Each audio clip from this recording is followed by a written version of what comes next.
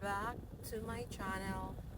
Guys, another update na naman tayo dito kay Rene Butterbonia, guys. Grabe, napanood yung kanyang 40 days, guys. Maraming pagkamatay niya. Sobrang grabing daming tao pala, guys. Oh my gosh. Tapos, alam mo yun, until now, continuous pa rin yung mga tumutulong.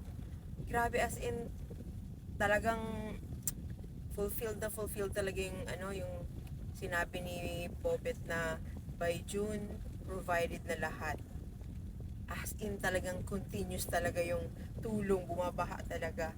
Grabe, guys, no, talagang lahat talaga na pwedeng ibigay niya kung siya man ay nabubuhay pa, talaga ngayon unti-unti na talagang tinutupad. Hindi man siya ang nagtupad nun, ibang tao. Siyempre, instrument ni God yun para maibigay sa kanyang pamilya yung kanyang pangarap. Grabe, nakakatouch talaga. Alam mo yun, grabe ako na every time talaga may napapanood ako, super grabe ang tulo talaga, yung uhog, luha. Grabe talaga. As in talagang, Diyos ko, ang anak ko, takang-taka na sa akin. Ano yun, mami? Ano yun, mami? Umiiyak ka na naman? Sabi sa akin ng anak ko.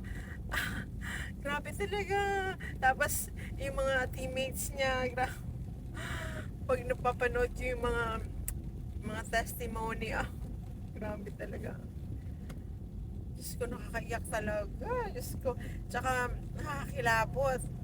Tsaka, alam mo yun, ako kung ano nga lang talaga, no, gusto ko din talagang makapunta dun sa kanyang libingan, makita man lang yung maka-experience, kasi kung naka-experience daw doon, talagang iba daw yung dating sa kanila, iba daw talaga. Alam mo yun, yung mga ibang tao nagsasabi na, ay ano yan, ba't gano'n, masyadong inaano nyo naman, parang sinasamba na daw. Hindi naman sa ganun yun, hindi lang talaga nakakaintindi yung mga ibang tao. Alam mo yun, guys, alam nyo yun, guys, hindi nakakaintindi talaga yung mga ibang tao talaga, na iba talaga yung kanilang yung kanilang pag-iisip, yung iba yung nila, tingin nila sa mga tao na na-touch sa life ni Rene. So, kala nila, sorry, kala nila basta lang sinasabi. May worth it naman talaga na, alam mo yon, worth it naman talaga na talagang i-ano mo yung bata, i-praise, ano mo yan, yung kanyang mga dinaranas. Diyos ko, Lord, grabe talaga. Nakakakilabot, grabe, grabe talaga, guys. So, still praying for His justice talaga, na makamit talaga ng pamilya. At naway malapit na yun. Pinipipray ko din talaga yun. At wish ko din na naway magkaroon ng miracle na makapasyal doon sa kanyang place.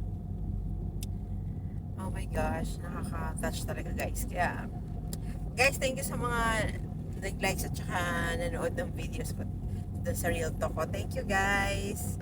And then, ayun, may mga videos pa ako na ipopost sa kanya para lang malaman ng mga tao kung ano si Rene, kung ano pamilya nila, gaano sila ang puso nila.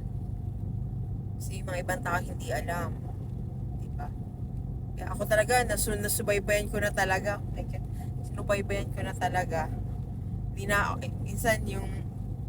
minsan nung may pasok pa kami, grabe talaga, hindi na ako nakakapag gawa ng dapat kong gawin, kasi nanonood talaga ako, talaga na-hook talaga ako. Diyos ko, talaga.